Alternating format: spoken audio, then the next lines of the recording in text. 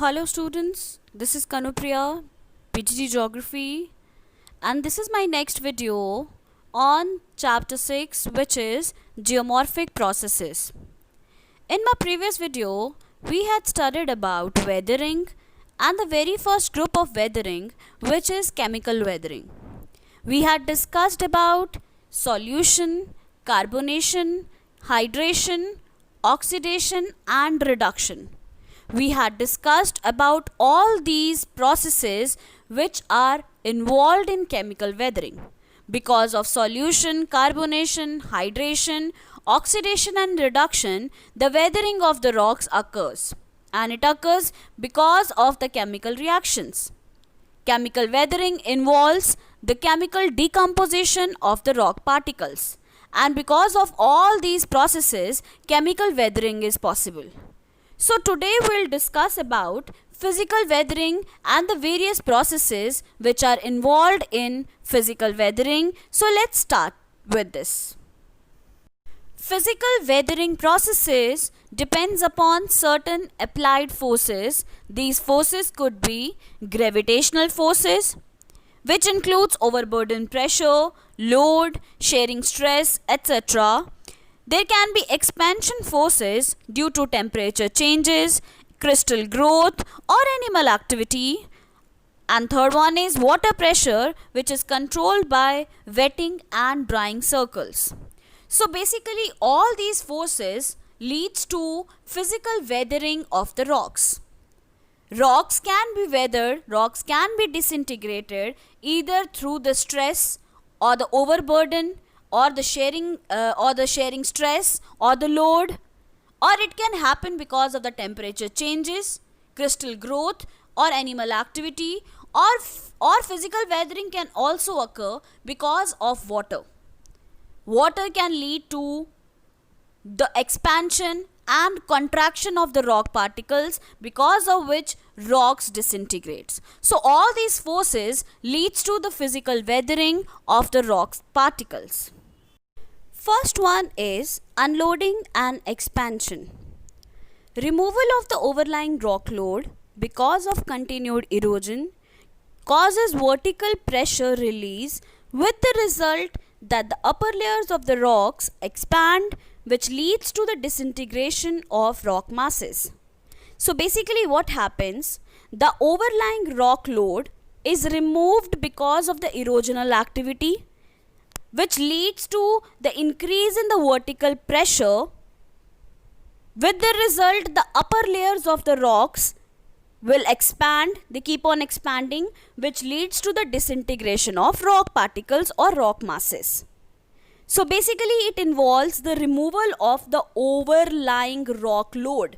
I have already told you that physical weathering process can occur because of some forces like overload.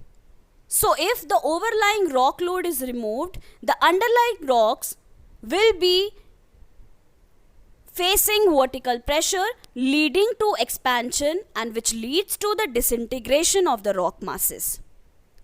Large, smooth, rounded shaped domes called exfoliation domes result due to this process. So because of the removal of the overlying rocks, or because of the expansion of the rock particles, which leads to the disintegration of rocks into dome-like shaped things, which are called as exfoliation, Second one is temperature changes and expansion. Various minerals in rocks possess their own limits of expansion and contraction. With rise in temperature, every mineral expands and pushes against its neighbor, and as temperature falls, a corresponding contraction takes place. Because of diurnal changes in the temperature, this internal movement among the mineral grains of the superficial layers of rocks take place regularly. This process is most effective in dry climates and high elevation, where diurnal temperature changes are drastic. Due to differential heating and resulting expansion and contraction of surface layers and their subsequent exfoliation from the surface result in smooth, rounded shaped surfaces in rocks. In rocks like granites, smooth shaped or smooth surfaced and rounded small to big boulders called tors form due to such exfoliation. So basically what happens in it, sometimes there are some places where there is a diurnal change of temperature.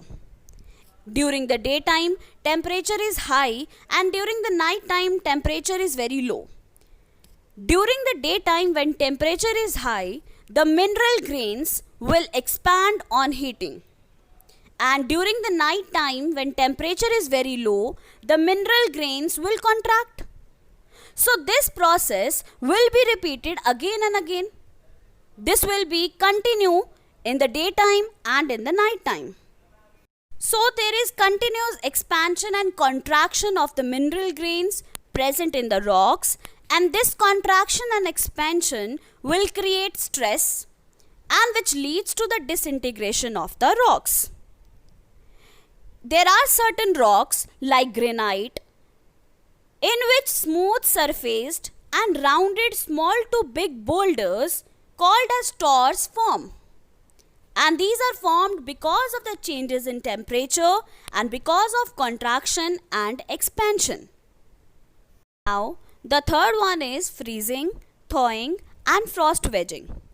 Frost weathering occurs because of the growth of ice within the pores and cracks present in the rocks during repeated cycles of freezing and melting.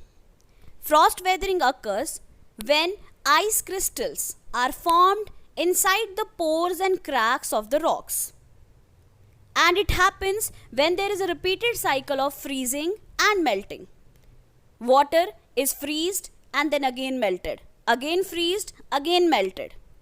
So this frost weathering is very common when there is a growth of ice within the pores and cracks of the rocks where the repeated cycle of freezing and melting is observed. And this will create the expansion and contraction. The conversion of water into ice and again ice into water will create stress, will create fatigue in the rock particles, which lead to the disintegration, which leads to the weathering process that is called as frost weathering. And it is very common in high elevations in mid latitudes where freezing and melting is often repeated. Frost wedging is common in glacial areas. In this, the rate of freezing is important. Rapid freezing of water will cause its sudden expansion and high pressure. The resulting expansion will affect the joints, cracks and small intergranular fractures to become wider and wider till the rock becomes apart. Till the rocks breaks apart. So because of the continued expansion and contraction, it will lead to the rock particles to break apart. So this is freezing, thawing and frost action. Now what is salt weathering? Salts in rock expand due to thermal action, hydration and crystallization. Many salts like calcium, sodium, magnesium, potassium, barium have a tendency to expand. Expansion of these salts depends upon temperature and their thermal properties. High temperature ranges between 30 and 50 degrees Celsius of surface temperature in deserts favors such salt expansion. So basically there are salts which are present in rocks and those salts have the tendency to expand because of the thermal action, because of hydration or crystallization. There are many salts like calcium, potassium, sodium which have a tendency to expand because of increase in the temperature or because of hydration and crystallization. Salt crystals in near surface pore cause splitting of individual grains within rocks which eventually fall off. This process of falling off of individual grains may result in granular disintegration or granular foliation. Salt crystallization is most effective of all salt weathering processes. In areas with alternate wetting and dry condition, salt crystal growth is favored and the neighboring grains are pushed aside. Sodium chloride, gypsum crystals in desert areas heave up overlying layers of materials, and with the result, polygonal cracks develop all over the heaved surface.